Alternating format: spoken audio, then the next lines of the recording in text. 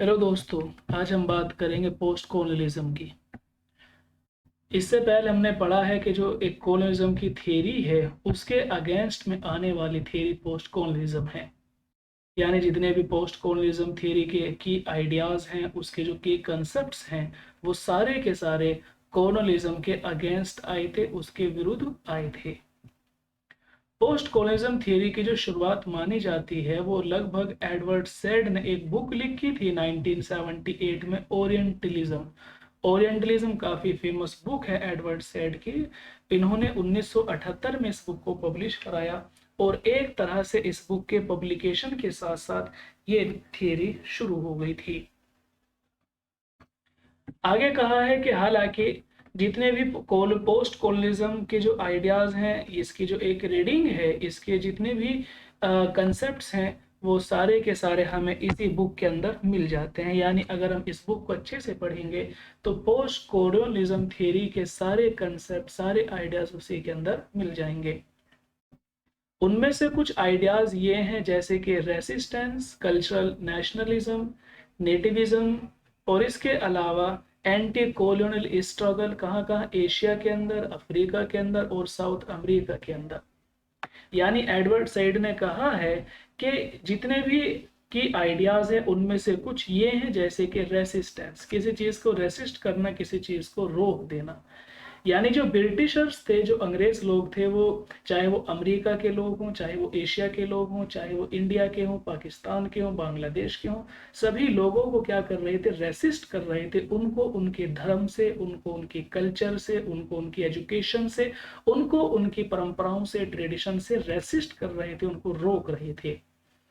दूसरी बात आती है कल्चरल नेशनलिज्म। यानी नेशनलिज्म, अंग्रेज लोग सिर्फ अपने आप को ही एक तरह का सम्राट मानते थे, एम्परर मानते थे, अपना आप को सुप्रीम मानते थे, और दूसरों को वो कुछ भी नहीं मानते थे। तो ये भी कल्चरल नेशनलिज्म का जो एक कंसेप्ट है वो पोस्ट कॉलोनिज्म के अंदर देखने को मिला। नेटिविज्म, नेटिव मीन्स बाशिंदे, किसी भी मुल्क के रहने वाले जो लोग होते हैं उन्हें बोलते हैं नेटिव्स, बाशिंदे, वहां के रहने वाले लोग। तो ये भी एक सवाल आया। अब हम इंडिया में ही अगर देखें तो इंडिया के अंदर अंग्रेजों की सरकार थी, उनकी हुकूमत थी। अब यहाँ पर यह समझ में नहीं आ रहा था कि देश हम इन हिंदुस्तानियों का, और हम पर हुकूमत कर रहे हैं बाहर के लोग। तो नेटिविज्म यानी हम यहाँ के रहने वाले हैं या अंग्रेज यहाँ के रहने वाले हैं, ये भी एक बड़ा आइडिया है जो कि पोस्ट कॉलोनिज्म थियरी के अंदर दिखाई दिया। जो पोस्ट कॉलोनिज्म की थियरी है, अगर हम इंडिया की बात करें तो ये बहुत ही अलग है दूसरे जो कॉलोनाइज्ड कंट्रीज हैं, जो दूसरे कॉलोनाइज्ड नेशंस हैं। यानी ऑस्ट्रेलिया हो सकता है, न्यूजीलैंड हो सकता है, या अमेरिका हो सकता है। तो इंडिया के अंदर जो पोस्ट कॉलोनिज्म की थियरी है वो दूसरे देशों से बिल्कुल अलग है। ठीक है।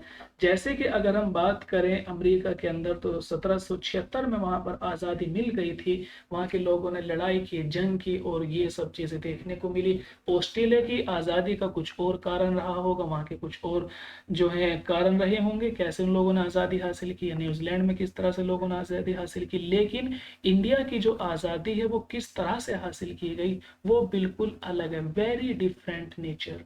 वो बहुत अलग तरह की जो है इंडिपेंडेंस है। वो कैसे इंडिपेंडेंस अलग है, जैसे कि हम देखते हैं गांधी जी का जो सत्याग्रह सिस्टम है। यानी महात्मा गांधी जो हमेशा ही देश को आजाद करने के लिए तत्पर रहते थे, उन्होंने कभी लाठी डंडा या बंदूक गोली को कभी भी उन्होंने इन चीज को पेश नहीं किया, ना ही कभी इस्तेमाल किया। बल्कि वो क्या करते थे, सत्याग्रह सिस्टम ऑफ प्रोटेस्ट। विरोध तो कर रहे थे, आंदोलन तो कर रहे थे, लेकिन कैसे, सत्याग्रह, सच्चाई के मार्ग को अपनाकर शांति के साथ में वो प्रोटेस्ट करते थे। और कह रहे हैं वो किस किस चीज के लिए प्रोटेस्ट कर रहे थे, लोकल, अपने देश के लिए वो प्रोटेस्ट कर रहे थे, लेकिन शांति के साथ में। दूसरा, इंडिजीनियस फॉर्म ऑफ स्ट्रगल, ये बिल्कुल एक तरह की इंडिजीनियस, यानी ये इंडिया वालों की जो परंपराएं हैं, उनकी जो ट्रेडिशन है, ये एक उस तरह का एक स्ट्रगल था। और ये पूरी तरह से बेस्ड था किस पर, नॉन वायलेंस पर। यानी आप किसी को परेशान नहीं करेंगे, किसी को गोली नहीं मारेंगे, किसी को गाली नहीं देंगे, किसी के सामने लड़ने के लिए नहीं आ जाएंगे, बल्कि जो भी होगा नॉन वायलेंस तरीके से होगा, किसी बिल्कुल शांतिपूर्ण तरीके से होगा। और जो पैसिव रेसिस्टेंस है, ये चाहे पर्सनल डिसिप्लिन हो, become the key modes of struggle. ये कह रहे हैं इस तरह से महात्मा गांधी ने ये जो पैसिव रेसिस्टेंस यानी एक्टिव नहीं, ये नहीं कि बिल्कुल आप एक्टिविटी दिखा रहे हैं ये नहीं, बल्कि पैसिव मोड में बिल्कुल शांति तरीके से, शांतिपूर्ण तरीके से सत्याग्रह के मार्ग पर चलकर उन्होंने क्या किया, अपनी जो एक लड़ाई थी, जो उनकी जंग थी, जो उनका संघर्ष था, उसको जारी रखा। महात्मा गांधी ने हमेशा ही वेजिटेरियनिज्म, इसको यानी वेजिटेरियनिज्म को बोलते हैं शाकाहारी, यानी बिल्कुल किसी तरह का खून खराबा नहीं, कुछ नहीं, बल्कि बस इसी तरह से उन्होंने वेजिटेरियनिज्म को अपनाया। सपोर्ट फॉर लोकल लैंग्वेज, इस तरह से उन्होंने जो लोकल लैंग्वेज है, इंडियन लैंग्वेज है, उनको सपोर्ट किया। कल्चर, जो इंडिया की कल्चर है, यहाँ की जो संस्कृति है, उन्होंने उसको भी सपोर्ट किया। वेजिटेरियन, साग सब्जी, महात्मा गांधी मांसाहारी नहीं थे बल्कि वो शाकाहारी थे, तो उन्होंने यहाँ की साग सब्जियों को, यहाँ की खेती बाड़ियों को सपोर्ट किया, यहाँ के किसानों को सपोर्ट किया, लोकल लैंग्वेज को सपोर्ट किया और यहाँ की कल्चर को भी सपोर्ट किया। और दूसरा, उन्होंने जो एंटी इंडस्ट्रियल स्टांस हैं, जो एंटी इंडस्ट्रियल, हमने जब कोलोनिज्म थ्योरी को पढ़ा था तो हमने उसमें पढ़ा था कि जो कोलोनिज्म की जो थ्योरी शुरू होती है उसमें दो बड़े कारण थे, एक तो था मार्क्सिज्म और दूसरा था इंडस्ट्रियलिज्म। इंडस्ट्रियलिज्म के कारण ही लोग दूसरे देशों में गए, वहां पर कॉलोनी आबाद की। लेकिन पोस्ट कॉलोनिज्म में क्या दिखाया गया है, एंटी इंडस्ट्रियल स्टांस। तो महात्मा गांधी ने भी जितने भी फैक्ट्री हैं, कारखाने हैं, या इस तरह की जो इंडस्ट्रीज लगी हुई हैं, महात्मा गांधी उनके खिलाफ जंग कर रहे थे। All key early elements in what post-colonialism theory after Fanon was कह रहे हैं consolidate, namely cultural nationalism, cultural affirmation।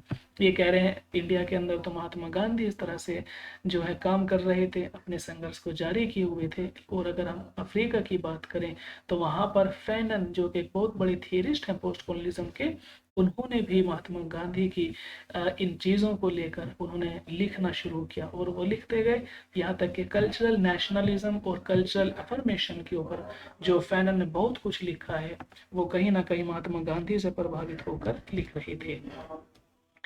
Mahatma Gandhi का जो कंट्रीब्यूशन है पोस्ट कॉलोनिज्म में, वो सबसे पहले हम देख सकते हैं मोरल। महात्मा गांधी ने कहा कि हम कहीं भी रहेंगे, अपनी नैतिकता को, अपनी संस्कृति को हम कभी नहीं छोड़ेंगे। हमेशा ही मोरालिटी का ध्यान रखते थे महात्मा गांधी और नैतिकता का हमेशा ही दामन थामे रहते थे। कह रहे हैं कि वो जब तक नहीं बैठे, जब तक कि उन्होंने देश को आज़ाद नहीं करा लिया, यहाँ तक के क्योंकि उनका जो नेशन स्वराज है, जो उन्होंने सेल्फ रूल, यानी जो वो कहते थे ना कि इंडियन ही इस देश पर हुकूमत करेंगे, तो उनका जो स्वराज, यहाँ तो हमने सत्याग्रह पढ़ लिया है, और दूसरा जो उनका कंसेप्ट था स्वराज का, यानी स्वराज, अपना राज, अपनी हुकूमत होगी, अपना साम्राज्य होगा। तो इस तरह से महात्मा गांधी ने उसको भी काफी जो है सपोर्ट किया कि स्वराज होना चाहिए इंडिया के अंदर, और जो बाहरी लोग यहाँ पर हुकूमत कर रहे हैं इनको यहाँ से चले जाना चाहिए। और दूसरा किस चीज का विरोध कर रहे थे वो विरोध कर रहे थे मार्क्सिज्म का, और दूसरा इंडस्ट्रियलिज्म का। इन चीजों का वो विरोध कर रहे थे। महात्मा गांधी ना fasting, passive resistance, non violence, यानी कहीं पर हम देख रहे हैं कि महात्मा गांधी जो है व्रत रख रहे हैं, रोजे रख रहे हैं, भूखे हैं, आंदोलन कर रहे हैं, इस तरह से उन्होंने आंदोलन को जारी रखा। पैसिव रेसिस्टेंस, ये नहीं कि बिल्कुल सड़क पर उतर गए, बल्कि पैसिव रेसिस्टेंस मोड में बिल्कुल शांतिपूर्ण तरीके से उन्होंने अपने संघर्ष को जारी रखा। एंड नॉन वायलेंस, और हमेशा ही शांति प्रिय वो बने रहे, कभी भी उन्होंने वायलेंस नहीं किया, कहीं भी झगड़ा फसाद नहीं मचाया। और ये सब चीजें वो हैं जो कि महात्मा गांधी की मोरालिटी में शामिल थी। महात्मा गांधी ने जनता की सबसे ज्यादा, महात्मा गांधी ने अपना समय जिंदगी का वो आज़ादी के लिए लगाया, लेकिन कभी भी उन्होंने ना तो कभी बंदूक को उठाया और न ही कभी किसी को उठाने दिया, जो भी उनके साथ में रहने वाले लोग थे। इसके अलावा महात्मा गांधी ने हमेशा ही शांतिपूर्ण तरीके से जो है अपने आंदोलन को जारी रखा, और उन्होंने कभी भी आर्म्ड स्ट्रगल माने बंदूक वगैरह से, तोप वगैरह से, लाठी डंडों से, हमेशा ही महात्मा गांधी ने उसको रिजेक्ट किया। कि ब्रिटिश के सामने, अंग्रेजों के सामने महात्मा गांधी ने कभी भी लाठी डंडे, तोप, बंदूक, गोली बारूद कभी भी नहीं चलाया, और हमेशा ही उसको रिजेक्ट किया है। और इसके अलावा Mahatma Gandhi sense of power, ये कह रहे हैं anti colonial nothing else did, ये कह रहे हैं महात्मा गांधी जो एक उनका जो है संघर्ष था देश को आज़ाद कराने के लिए, उनके जो विचार थे वो कैसे थे, सेंस ऑफ पावर, सोचते बहुत ज़्यादा थे, हमेशा ही वो अपने सेंस के हिसाब से, अपने सोच और विचार के हिसाब से चला करते थे। और इसी तरह से उन्होंने एंटी कॉलोनिज्म की जो थियरी है उसमें बहुत बड़ा योगदान दिया। गांधी जी की जो जीनियसनेस है, उनका जो बड़ापन है, उनकी जो हस्ती है वो ये है, embody subaltern agency and resistance not in violence but in passivity. वो यही कहते थे हमेशा कि हमें जो अपनी एजेंसी को, अपनी पॉलिसी को जो हमें आगे बढ़ाना है वो वायलेंट तरीके से नहीं बढ़ाना, बल्कि पैसिविटी, यानी हमें दंगे फसाद नहीं करने हैं, बल्कि शांतिपूर्ण तरीके से, थोड़ा सब्र कर कर, थोड़ा वेट कर कर, थोड़े धैर्य रखकर हमें अपने संघर्ष को आगे बढ़ाना है। और हमें इसको रिवॉल्यूशन नहीं बनाना, बल्कि मोरल पोजीशन के हिसाब से देश को आज़ाद कराना है। कोई क्रांति नहीं होगी, कोई दंगा फसाद नहीं होगा, बल्कि अपनी मोरालिटी को हमें यहाँ भी दिखाना होगा कि जो हमारी नैतिकता है इंडियन की, वो यहाँ हमें पेश करनी होगी दुनिया के सामने। जो दूसरे बहुत बड़े थियरिस्ट हैं पोस्ट कॉलोनिज्म के, वो आते हैं फ्रांत्ज फैनन। फ्रांत्ज फैनन ये भी कह रहे हैं कि पोस्ट कॉलोनिज्म के क्या है, इन्फ्लुएंशियल फिगर है, एक बहुत ही प्रभावित करने वाली हस्ती है। उन्होंने बुक लिखी है जैसे कि द रैचेड ऑफ द अर्थ, बहुत ही फेमस इनका वर्क है रैचेड ऑफ द अर्थ, 1963 में आया। और दूसरा इनका ब्लैक स्किन व्हाइट मास्क, 1967 में, आप याद रख लेना, बहुत ही फेमस इनके वर्क हैं, इन्होंने ये वर्क लिखे हैं। और इसके अलावा कह रहे हैं इन दोनों टेक्स्ट की जो गिनती है वो 20वीं सेंचुरी के बहुत ही मोस्ट इन्फ्लुएंशियल टेक्स्ट के रूप में की जाती है, यानी बहुत ही इन्फ्लुएंशियल ये टेक्स्ट हैं। फैनन जो जुड़े हुए थे वो बेसिकली साइकोलॉजी से जुड़े हुए थे, यानी जब अंग्रेजों ने अपनी हुकूमत शुरू की, अपना उन्होंने रूल करना शुरू किया, तो बहुत सारे लोग ऐसे हो गए थे जो कि अपने आइडियोलॉजी के हिसाब से, अपनी साइकोलॉजी के हिसाब से अंग्रेज़ों का गुलाम समझने लगे थे और अपने आप को वो इन्फीरियर समझने लगे थे। तो फैनन ने इसी चीज़ पर काम किया, उन्होंने लोगों की जो साइकोलॉजी है उसको डेवलप करने की कोशिश की, उसको ऊपर उठाने की कोशिश की। उन्होंने कहा है कि जो कुछ भी देखा गया है, साइकोलॉजिकल इफेक्ट जो भी देखे गए हैं, चाहे वो कॉलोनाइजर के ऊपर हो, चाहे कॉलोनाइज्ड यानी हुकूमत करने वालों के ऊपर उसका क्या प्रभाव पड़ा, और जिन पर हुकूमत की जा रही है उस पर उनका क्या फर्क पड़ा, इन दोनों चीज़ों को फैनन ने अपने इन वर्क के अंदर दिखाया है। फैनन ने कहा है कि जो भी हुआ रिप्रेस्ड, यानी अंग्रेजों ने यहाँ के लोगों को रिप्रेस्ड किया, उनको दबाया, उनकी आवाज़ को नहीं उठने दिया, उनको सफरिंग, उनको जो उत्पीड़न किया, उनको परेशान किया। और इस तरह जो कॉलोनिज्म है उसने वहाँ के नेटिव्स को, वहाँ के बाशिंदों की, वहाँ के रहने वाले लोगों की जो सोल है, जो उनकी आत्मा है, उसको डिस्ट्रॉय कर दिया, यानी बिल्कुल वो अंदर से मर चुके थे। इस तरह जो अंग्रेज हैं उन्होंने लोकल पीपल्स का ये हाल कर दिया था। जो दूसरा बहुत इंपॉर्टेंट इसमें टर्म आता है वो आता है इंपीरियलिज्म। इंपीरियलिज्म यानी पोस्ट कॉलोनिज्म थ्योरी को जब आप पढ़ेंगे तो उसके अंदर इंपीरियलिज्म को आपको ध्यान रखना होगा। पोस्ट के माने आते हैं कि अंग्रेज देश को छोड़कर चले गए, लेकिन आज भी इंपीरियलिज्म यानी रिमोट कंट्रोल टेक्निक, आज भी अंग्रेज बड़े देश से चले गए हों, लेकिन उनके जो आइडियाज हैं, उनके जो कंसेप्ट हैं, उनके जो विचार हैं, वो आज भी देखने को मिलते हैं। अंग्रेज इसको आसानी से समझ लेते हैं। अंग्रेजों ने कहा था कि जो वाइट पीपल हैं वो सुप्रीम है और वही सही मायनों में इंसान है। दूसरे लोगों को वो यहाँ के रहने वालों को डॉग कह दिया करते थे, किसी को कुछ भी बोल दिया करते थे, एक तरह से उनको वो इंसान ही नहीं मानते थे। वो कहते थे कि जो वाइट पीपल है वही असल में प्योर ह्यूमन है, वही इंसान है, बाकी को वो ना जाने क्या क्या बोलते रहते थे। तो आज भी इंडिया से अंग्रेज तो चले गए, हम उनको, अंग्रेजों को गलत बुरा जो भी हम उन्हें कहते हैं जब कभी भी हम देश की आज़ादी की बात करते हैं, लेकिन हम ये भूल जाते हैं कि आज भी हम इनडायरेक्टली उनकी आइडियोलॉजी को फॉलो कर रहे हैं। जैसे कि अंग्रेजों ने क्या कहा था कि जो वाइट है वो सुप्रीम है, इंडिया में आज भी यही हो रहा है। जो यहाँ के क्रीम पाउडर, लोशन और ये इस तरह की जो चीज़ें हैं जो कि पार्लर में काम आती है, वो क्या करती हैं, वो काला थोड़ी बनाती है, थोड़ी है कि कोई इंसान क्रीम लगा के काला बन जाता है, नो, वो वाइट बनना चाहता है। ठीक है, तो ये क्या है, रिमोट कंट्रोल टेक्निक, कि वो दूर से ही हमारे ऊपर अपना हक जमा रहे हैं, हमारे ऊपर हुकूमत कर रहे हैं।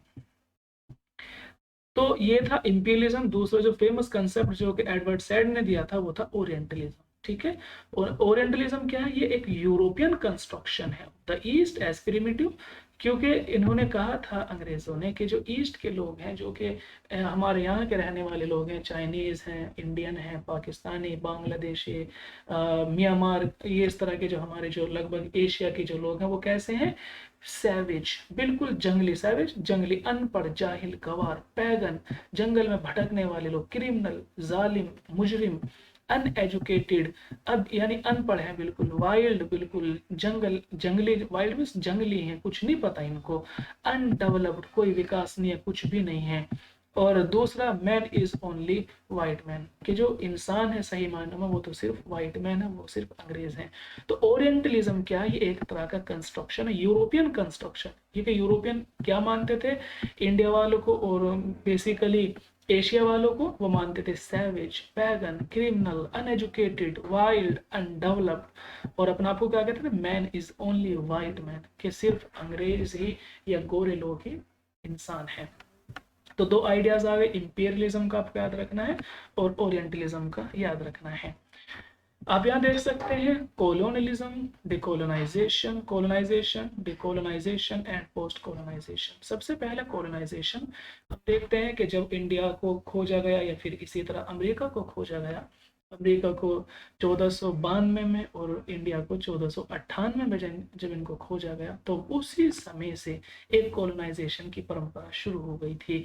यानी यहाँ पर वास्को डी गामा आया, उसने यहाँ के जो जितने भी रास्ते थे, समुद्री रास्ते थे, उनको दरियाफ्त किया, उनको उनकी जानकारी हासिल की, और एक तरह से बाहर के लोग यहाँ पर आना शुरू हो गए, बसने लगे, और लगभग जहांगीर के समय से यहाँ पर कॉलोनी बननी शुरू हो गई थी। तो ये तो हो गया पूरा प्रोसेस जबकि कॉलोनियां बन रही थी। दूसरा होता है डीकोलोनाइजेशन। डीकोलोनाइजेशन का मतलब ये है कि जब कॉलोनियों के खिलाफ आवाज उठना शुरू हो गई थी, यहाँ के लोग उनको बुरा भला कहने लगे थे, और उनकी जो विचारधाराएं थी उनको समझने लगे थे, और एक तरह से डीकोलोनाइजेशन यानी कॉलोनियों का यहाँ से वापस चले जाना, ये पूरी एक जो प्रोसेस था उसको बोलते हैं। एक होता है पोस्ट कोलोनाइजेशन, यानी जब अंग्रेज लोग पूरी तरह से चले गए, ये उस समय को बोला जाता है। आगे कह रहे हैं जो इसके की टर्म्स हैं, आपको की टर्म्स ही याद रखने होते हैं बेसिकली। तो की टर्म्स में क्या जाता है, सबसे पहले एम्बुलेंस। एम्बुलेंस बहुत ही फेमस टर्म है, ठीक है। इसका मतलब यह है कि जब अंग्रेज यहाँ से निकल कर चले गए, तो एक बहुत बड़ी जो असमंजस की स्थिति है वो इंडिया के अंदर देखने को मिली, जैसे कि एग्री और डिसएग्री। फॉर एग्जांपल हम लैंग्वेज की बात करें, अंग्रेज चले गए, अंग्रेजों के समय पर इंग्लिश यहाँ पर चल रही थी। तो जब अंग्रेज चले गए तो एक बहुत बड़ा सवाल ये कराया कि क्या हम अंग्रेजों की ही जबान को बोलते रहे या फिर किसी और की जबान को बोलना चाहिए। तो इसके ऊपर बहुत से ने कहा उर्दू को बोलना चाहिए, बहुत से ने कहा हिंदी होनी चाहिए, बहुत से लोगों ने कहा कि संस्कृत होनी चाहिए। तो एक तरह की असमंजस की स्थिति पनप गई, और कुछ लोगों ने तो यही कहा कि अंग्रेजी, साउथ के अंदर तो लोगों ने यही कहा कि अंग्रेजी को नेशनल लैंग्वेज ही बना रहने दिया जाना चाहिए। तो यहाँ सवाल आता है कि एग्री और डिसएग्री, यानी कुछ लोग अंग्रेजों की आइडियोलॉजी से एग्री करते हैं कि हाँ जो वो कर रहे हैं वो बिल्कुल सही है, और उसी के साथ साथ कुछ लोग ऐसे जो डिसएग्री कर जाते हैं कि नो ये तो सही नहीं है। इसी तरह डू और नॉट टू डू, कि हम उनके साथ में सही हैं, कुछ कहते कि अंग्रेज तो सही हैं, और कुछ लोग कहते कि नहीं नॉट टू डू, उन्होंने तो सही कुछ भी नहीं किया, उन्होंने तो हमारा बहुत नुकसान किया है, हमें लूट कर ले गए। तो ये लव एंड हेट, कुछ लोग ऐसे हैं जो अंग्रेजों के आइडियोलॉजी से लव करते हैं, उनको पसंद करते हैं, बहुत से तो कह देते हैं कि अंग्रेज ही सही थे, ठीक है। तो कुछ लोग उसी के साथ साथ उनसे हेट करते हैं, नफरत करते हैं। तो कहने का मतलब ये है एम्बिवलेंस एक ऐसी स्थिति जहां पर एक इंसान तय नहीं कर पाता कि वो अंग्रेजों से नफरत कर रहा है या उनसे मोहब्बत कर रहा है। एक साथ हम उनको बुरा भला कह रहे हैं और दूसरी उनके बनाए हुए चीजों को इस्तेमाल कर रहे हैं, उनके बनाए हुए कंसेप्ट को बुरा भला कह रहे हैं, और दूसरी तरफ हम इंग्लिश को पढ़ रहे हैं, उनकी जबान भी सीख रहे हैं। ठीक है, समझ आ गया होगा। दूसरा नेक्स्ट है कॉलोनियल एजुकेशन। अब ये कॉलोनियल एजुकेशन क्या है, देखो हमें पता है एजुकेशन माने शिक्षा। इंडिया के अंदर जो बेसिकली शिक्षा थी, जो कि यहाँ की पुरानी शिक्षा है, वो गुरुकुल की शिक्षा थी, है ना। गुरुकुल में पढ़ाया जाता था, एक टीचर होते थे, उनके सामने कुछ स्टूडेंट बैठे रहते थे, सामान्य बहुत ज्यादा सम्मान होता था उनके बीच में, आपस में दिन रात वहीं रहा करते थे अपने टीचर के साथ में ही। वहीं पर खाना, वहीं पीना, वहीं पर सो जाना, और घर से उनका कोई इतना मतलब नहीं रहा करता था। कोई अमीर इंसान उन बच्चों का पालन पोषण भी क्या करता था, वहां पर वो पैसे वगैरह दिया करता था। उसके बाद में यहाँ पर जो है मुगल लोग आ गए, और मुगलों ने क्या किया, मदरसे शुरू किए, बाकायदा गुरुकुल भी चलते रहे, और मुगलों ने मदरसे शुरू किए। आप शेरशाह सूरी को देख सकते हैं, और बहुत सारे राजाओं ने ये काम किया मुगलों ने। उसमें भी यही होता था, जो गुरुकुल में चल रहा था वही यहाँ भी हो रहा था। गुरुकुल में वेद पढ़ाए जा रहे थे, संस्कृत पढ़ाई जा रही थी, ग्रामर पढ़ाया जा रहा था, व्याकरण पढ़ाया जा रहा था, और इस तरह से जो जड़ी बूटियों का ज्ञान है वो पढ़ाया जा रहा था। सब चीजें बाकायदा चलती आ रही थी मदरसों में।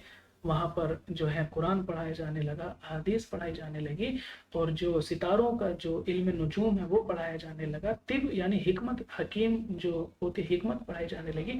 तो वहाँ भी बाकायदा इसी तरह बच्चे और उस्ताद एक साथ रहकर पढ़ा करते थे। तो ये भी सब चलता आ रहा था। लेकिन अंग्रेजों ने जो एक सिस्टम शुरू किया पढ़ाई का, वो हुआ कि उन्होंने पढ़ाई को, अब तक जो पढ़ाई थी, चाहे वो मदरसों की पढ़ाई हो या चाहे वो गुरुकुल की पढ़ाई हो, वो कभी भी पैसों के पीछे नहीं होते। तो ना, जो लोग दे दिया करते थे पैसे, दान चंदा, वो उसी को खा लिया करते थे। लेकिन अंग्रेजों ने पढ़ाई को जो है पैसों से जोड़ दिया। उन्होंने कहा कि पढ़ाई जो है वो पैसे कमा कर देगी, इस तरह से पढ़ाई को बनाया जाना चाहिए। और एक तरह जब मदरसों में या गुरुकुल में जो बिल्कुल एक तरह से सादगी थी वहाँ पर, तो अंग्रेजों ने सादगी खत्म कर दी, और एक तरह से वो फैसिलिटी वहाँ पर वो देने लगे। यूनिवर्सिटीज बनाई गई, कॉलेज बनाए गए, अच्छे पैसे खर्च किए गए। तो यहाँ पर कॉलोनिज्म एजुकेशन भी, अंग्रेज तो चले गए, लेकिन उनकी बनाई हुई यूनिवर्सिटी, कॉलेज, स्कूल ये देखने को मिलने लगे। उससे पहले दूसरी चीजें, अंग्रेजों ने सर्टिफिकेट दिए, और उन्होंने कहा high school, junior school, primary school जो है, फिर ग्रेजुएशन, पोस्ट ग्रेजुएशन, डॉक्टरेट, इस तरह बोला। लेकिन उससे पहले मदरसों में क्या कोई सर्टिफिकेट थोड़ी होते थे। किसी को मौलाना कह दिया, किसी को हाफिज साहब कह दिया, किसी को कारी साहब कह दिया, किसी को मुफ्ती साहब कह दिया, और इसी तरह गुरुकुल में किसी को चतुर्वेदी कह दिया, किसी को त्रिवेदी कह दिया। तो इस तरह से वो चलता रहा था, किसी को वैद कह दिया। तो ये सिस्टम बिल्कुल वही हो गया कि अंग्रेज चले गए, पोस्ट कॉलोनिज्म का दौर है, लेकिन उनके बनाए गए स्कूल आज भी जारी हैं। डायस्पोरा, ये बहुत ही फेमस टर्म है जो है पोस्ट मॉडर्न, पोस्ट कॉलोनिज्म का। डायस्पोरा का मतलब ये होता है कि कोई फॉर एग्जांपल इंडिया में रहने वाला इंसान है, और वो जाकर रहने लगा अमेरिका में या इंग्लैंड में या किसी भी देश में जो कि कॉलोनाइजर है। तो वो वहां पर जाकर क्या करता है, वहां की संस्कृति को उसने सीख लिया, वहां की जबान को उसने सीख लिया, वहां के खान पान को उसने सीख लिया है, लेकिन उसका जो माइंड है वो आज भी अपने देश में ही अटका हुआ है। तो ऐसा इंसान जब लिखेगा, जब वो राइटिंग करेगा, तो वो अपने देश के बारे में लिखेगा, अपने बचपन के बारे में, अपने घर के बारे में, अपने गांव के बारे में। तो ये जो राइटिंग कहलाती है वो कहलाती है डायस्पोरा। ठीक है, तो ये तीन बहुत ही फेमस टर्म है पोस्ट कॉलोनिज्म के, एम्बिवलेंस, कॉलोनियल एजुकेशन, डायस्पोरा। और भी है इस तरह से, जैसे कि एसेंशियलिज्म है। एसेंशियलिज्म का मतलब है अस्तित्ववाद, कि इंसान का जो अस्तित्व है वो क्या है। हालांकि प्लेटो से ये कहानी शुरू हुई थी, प्लेटो ने इस पर बात की, अरिस्टोटल ने इस पर बात की, और पोस्ट कॉलोनिज्म के अंदर ये बिल्कुल साफ साफ देखने को मिला था। प्लेटो और एरिस्टोटल ने कहा, और ये थियरी भी है, कि इंसान की जो रैशनैलिटी है, उसकी जो सोचने समझने की जो क्षमता है, वही इंसान का अस्तित्व है। एक ने कहा भी है किसी ने, कि मैं इसलिए हूं क्योंकि मैं सोचता हूँ। I am because I think, क्योंकि मैं हूं क्योंकि मैं सोचता हूँ। एरिस्टोटल ने यही कहा कि कोई इंसान कैसा भी हो, अगर वो सोच रहा है, समझ रहा है, तो यही उसका अस्तित्व, यही उसकी एग्जिस्टेंस है। ठीक है, एरिस्टोटल ने कहा कि अगर कोई इंसान मर जाता है तो वो इंसान इंसान नहीं है, वो इंसान है ही नहीं। क्यों? क्योंकि वो सोचना उसने बंद कर दिया है। तो एरिस्टोटल ने मरे हुए इंसान को इंसान नहीं कहा, उसने कहा कि जब तक इंसान सोच रहा है, उसकी अकल काम कर रही है, उसका दिमाग काम कर रहा है, तो वो सही है, वो इंसान है। तो एसेंशियलिज्म का मतलब ये है कि यहाँ पर जब पोस्ट कॉलोनिज्म थियरी से इसको ऐसे जोड़ देते हैं कि जब यहाँ से अंग्रेज लोग चले गए, तो बहुत सारे लोग इंडिया में भी ऐसे थे जो उनको फॉलो कर रहे थे, उनको फेवर कर रहे थे, अंग्रेजों के लिए लड़ रहे थे, उनको जाने से मना कर रहे थे, उनकी हुकूमत को वो पसंद कर रहे थे। ये सब चीजें हैं जो कि पोस्ट कॉलोनिज्म के अंदर देखने को मिली। ठीक है, तो ऐसे ही बहुत सारे लोग, आप पढ़ें लैंग्वेज के ऊपर, जब भाषा का जो एक जो है आंदोलन हुआ, तो लगभग साउथ के अंदर लोग मर गए, सड़कों पर उतर गए, क्यों? एसेंशियलिज्म। उन्होंने अपने आप को, अंग्रेजी लैंग्वेज को अपनी आइडियोलॉजी बना लिया था, अपने लिए उन्होंने ज़रूरी कर लिया था। तो जब उनसे छीना जाने लगा तो वो सड़कों पर निकल कर आ गए। इसी तरह एथनिसिटी है। एथनिसिटी का मतलब ये है कि एक तरह की ऐसी आइडेंटिटी जिसमें कुछ कॉमन कैरेक्टरिस्टिक्स आ जाते हैं। जैसे कि हमारी एथनिसिटी क्या है? हम इंडियन हैं, हम सारे के सारे जो है हिंदी भाषा बोल लेते हैं, हम इंडियन मतलब अलग ही दिखाई दे जाते हैं। यानी कुछ ऐसी कैरेक्टरिस्टिक जो कि हमारी पहचान में कॉमन हो, ठीक है, तो वो कहलाती है एथनिसिटी। इसी तरह एल्टरिटी है, इसका मतलब है अदरनेस। आप देख सकते हैं कि दुनिया की हर चीज़ एक दूसरे से अलग है। जब हम अदरनेस की बात करते हैं, ठीक है, कोई चीज़ एक दूसरे से अलग है, तो ये देखने को मिलता है। इसी तरह से एक्सटोसिज्म है, आप इसको यहाँ पर देख सकते हैं, ये है, ये सारी कैरेक्टरिस्टिक है। आपको इनको अलग अलग से ही नोट्स बना लेने हैं या उनको याद रखना है। जैसे हैजीमनी है, हैजीमनी का कंसेप्ट पोस्ट कॉलोनिज्म में देखने को मिला। हाइब्रिडिटी बहुत ही फेमस टर्म है। हाइब्रिडिटी का आइडेंटिटी की बहुत ही प्रॉब्लम आई। आइडियोलॉजी है कि इंसान की आइडियोलॉजी कैसे प्रभावित हुई। लैंग्वेज का सवाल खड़ा हो गया कि अंग्रेजी बोली जाए, हिंदी बोली जाए, उर्दू बोली जाए, फारसी, जो भी है। इसी तरह मैजिकल रियलिज्म का सवाल आ जाता है, ठीक है। मेटा नैरेटिव जो है, लियोटार्ड ने जो पूरी थियरी दी है मेटा नैरेटिव की, वो भी इसका एक टर्म है। मिमिक्री इसमें एक टर्म है।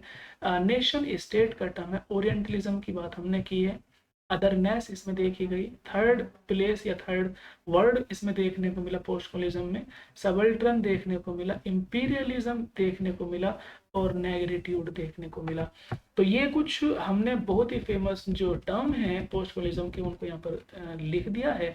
आप एक जो टर्म के ऊपर आप अपने नोट्स तैयार कर सकते हैं, बना सकते हैं। वीडियो लंबी हो जाएगी अगर मैं इन पर सब पर बात करूंगा। तो कुछ इंपॉर्टेंट थीम है जो कि पोस्ट कॉलोनिज्म में देखने को मिली, जैसे कि इमिग्रेशन के ऊपर लोगों ने लिखा। इमिग्रेशन एक जगह से दूसरी जगह चले जाना, वहां पर जाकर बस जाना।